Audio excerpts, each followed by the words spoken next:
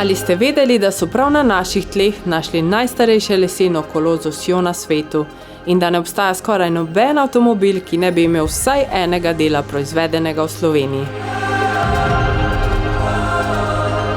V svoji karieri sem velikokrat zmagala, a vem, da vse to ne bi bilo mogoče brez dosežkov in podpore znanosti ter gospodarstva. Ne samo športniki, ampak tudi znanstveniki in gospodarstveniki s svojimi inovacijami nosijo široko v svet ime naše dežele. Vse to pa je zraslo na ramenih predhodnikov. Jožef Štefan, po katerem nosi danes ime naš največji znanstveno-raziskovalni inštitut, je v 19. stoletju odkril zakon sevanja, imenovan Štefanov zakon. Na področju raziskovanja vesolja pa je najbolj znan raketni inženir Hermann Potočnik Nordung, ki velja za pionirja vesoljskih znanosti.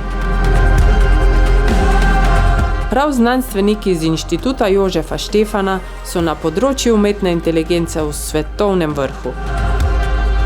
Zaslužni so, da je danes naš kolesar Primož Roglič tako zelo vrhunski.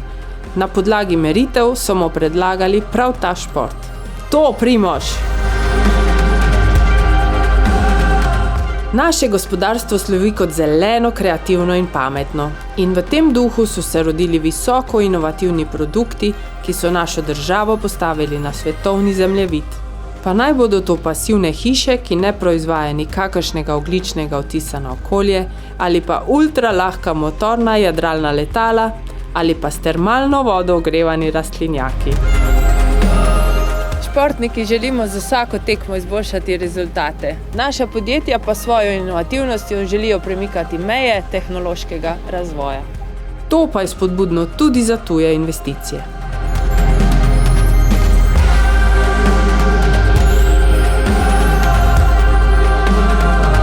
Vesela sem, da smo država, ki podpira tehnološki razvoj, inovativnost ter skrbi za zeleni trajnostni napredek.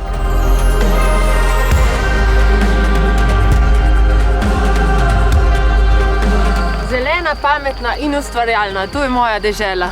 Naj postane tudi vaša.